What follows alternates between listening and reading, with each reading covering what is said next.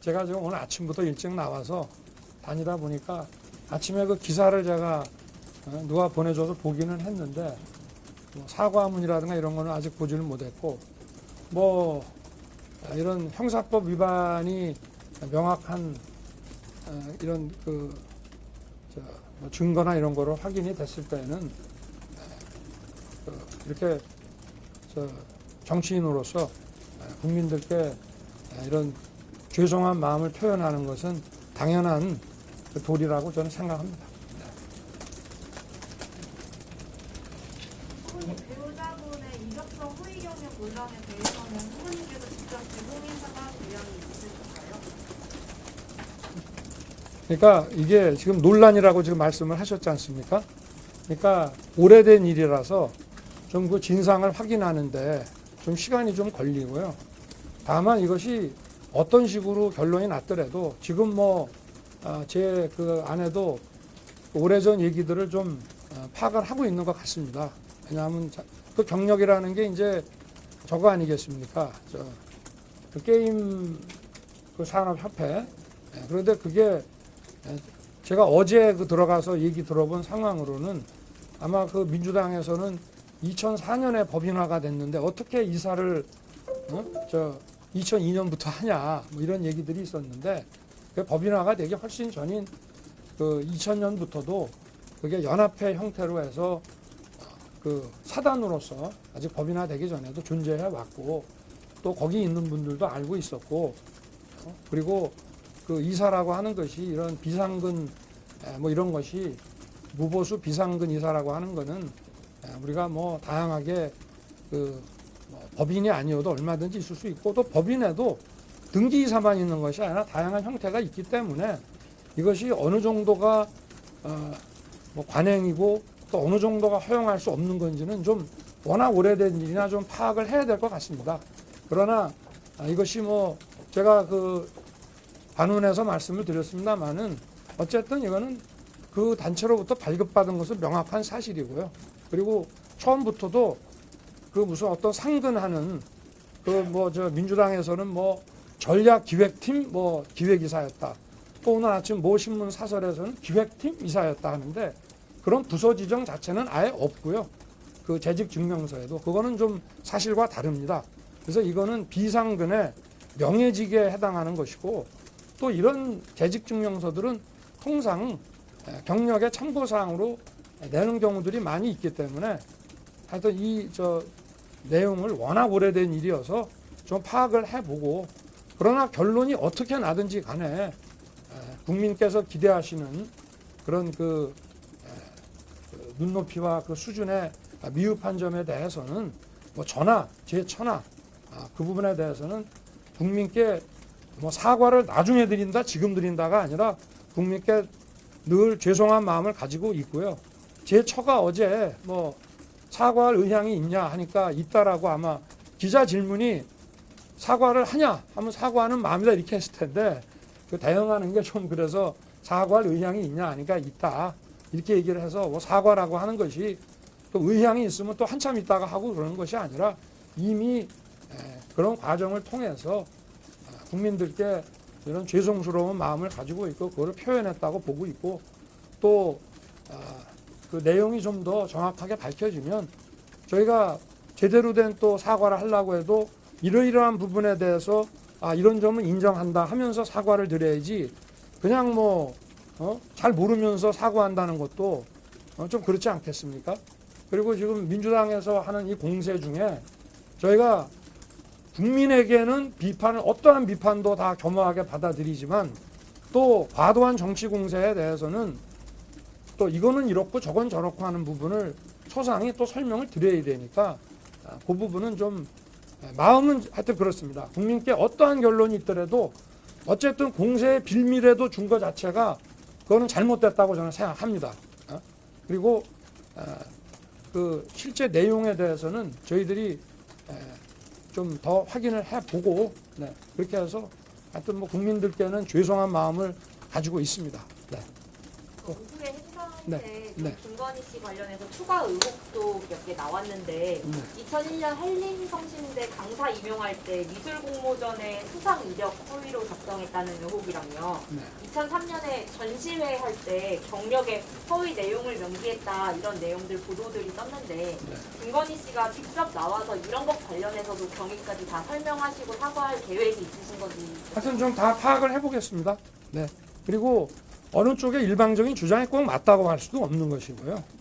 그리고 꼭 일치하지 않는, 어제 보니까 무슨 뭐 학교 그 경력에 대해서는 또 경력 증명서를 다 붙여서 내는데 학교 이름이 잘못 기재됐다고 해서 그걸 허위라고 볼 수는 없는 거고, 그리고 민주당의 또 이런 주장에 대해서는 저희들이 다 확인을 한번 다 해보겠습니다.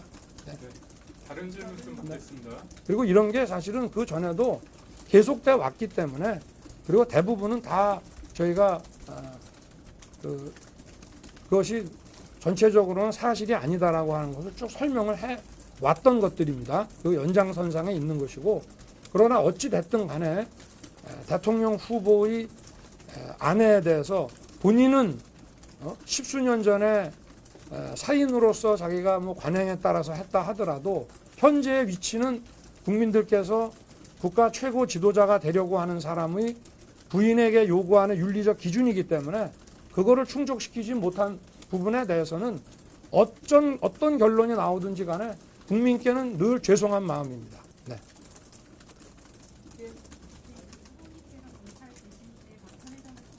형집행 정지를 불허하셨는데 오늘 안철수 후보가 네. 그 형집행 정지한다고 제안을 했거든요. 네. 그거에 대해서 후보님 생각 궁금합니다.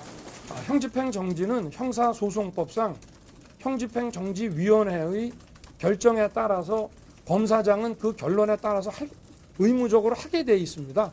그런데 이제 제가 중앙지검장 때는 4분의 그 의사 선생님들과 3명의 검사들이 있었는데, 대개는 그 의사 선생님들의 그 4분의 결론이 중요하고요. 만약 거기서 2대2가 나온다고 한다면 검사들의 판단이 이제 중요한 그 갈림길이 되겠죠. 그런데 제가 있을 때는 의사 선생님들이 일치된 의견으로 형집행 정지할 정도의 건강 상태는 아니다라고 이제 하셨고, 사실 박근혜 전 대통령께서 정말 안 좋다고 이렇게 본인이 강력하게 주장을 하셨으면은 아마 시설의 의사분께서도 좀 잘 기재를 해서 냈을 텐데, 본인께서 수술을 받으신 부분에 대해서도 뭐 별 큰 문제 없다라고 이렇게 말씀을 하시다 보니까 또 아마 그 형집행 정지 신청은 변호사가 내고, 또 우리 박근혜 대통령께서는 의사의 면담에서 큰 문제 없다고 또 말씀을 하셔서 형집행 정지위원 4분이 제 기억에 의하면 몇 차례에 걸쳐서 그 변호사가 냈지만 그 자료와 우리 박근혜 전 대통령님의 그 말씀하고 이런 거를 다 고려해가지고 그때는 그런 결론이 났기 때문에 검사장으로서도 다른 방법을 선택할 수는 없었습니다. 네, 코로나 관련해서 추가로 네. 뭐 질문 하나만 네. 이번 사안 보고서 조국 수사랑 비교해서 국민의힘의 내로남불이다라는 일각의 비판에 대해서 동의하시는지 후보님 입장 어떠신지 여쭙습니다. 뭐 동의하고 안 동의하고 문제를 떠나가지고요. 그런 어떠한 종류의 비판이든지 간에 정치하는 사람은 그 비판을 다 귀 기울이고 경청해야 된다고 생각합니다. 오늘 금태섭 의원도 그렇고 진승권 교수도 그렇고요. 여야를 막론하고 대선 후보들의 가족을 공격하는 것 자체는 조금 정치권이 자제해야 된다라고 주장을 했는데 혹시 이거에 대해서 후보님 입장 어떠신가요? 그거는 대선 후보가 입장을 낼 문제는 아니고요. 대선 후보는 무한 검증을 받고 다소 억울하다 하더라도 국민들의 비판에는 겸허하게 받아들여야 된다고 생각합니다. 감사합니다. 방역 패스에 대한 입장은 좀 어떠신가요? 제가 아까 밖에들 계셔갖고 말씀을 못 들은 모양인데, 그거는 그냥 막연하게 얘기할 문제가 아니고 이런 역학조사와 또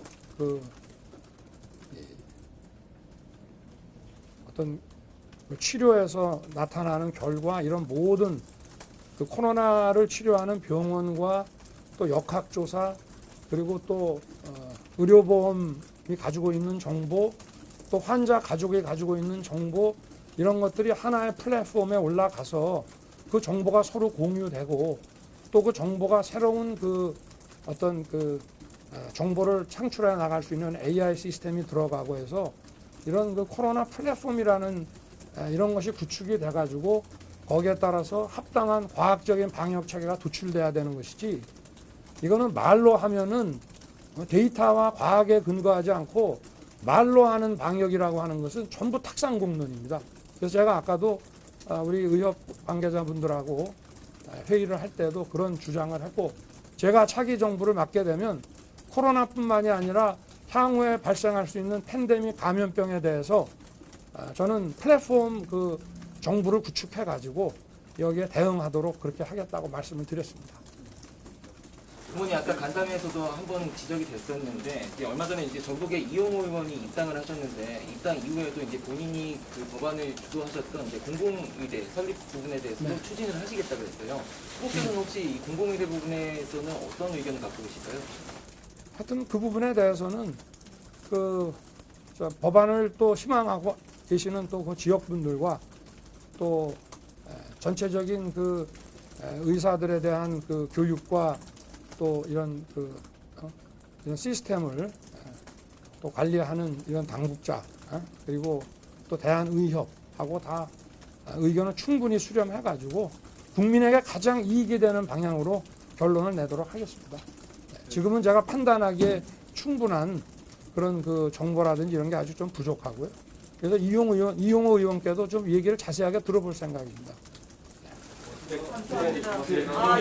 가셔야 될 것 같아요. 한혜만 교수님이 먼저 손 네? 들으시지 않나요? 누구? 네네. 이수정 교수님이 아까 라디오에서 오늘 내일 사과 얘기하셨는데 그거는 그럼 어떻게 나오는지. 저는 무슨 말씀인지 모르겠습니다. 네, 이거 좀 민생 현안 관련인데요. 방금 메시지 페이스북 메시지 통해서 내주신 건데 쌀 관련해가지고 이재명 후보 27톤 이제 격리해야 된다고 했더니 이제 후보님께서 30톤 말씀하셨는데. 쌀 그 경리요? 네네. 그거는 그거는 일단 뭐 그 격리 요건은 충분히 충족이 됐고 그리고 몇 톤이냐가 중요하기보다는 그 신속성이 더 중요합니다. 지금 이제 농민들이 쌀을 생산을 하면 본인이 지금 일단 직접 팔기 위해서 보유하고 있는 그런 쌀이 있고 또 농협이라든가 이런 보관 그 시설에다가 또 넣어놓은 것이 있는데 계속 지금 이 보관료도 올라가고 하지 않겠습니까? 그래서 일단 이 격리 요건이 갖춰져서 격리를 하게 되면 27만 톤이야 30만 톤이야가 중요한 것이 아니고 빨리 해야 되기 때문에 저도 이 정부에 신속한 그 격리를 요청하는 바입니다.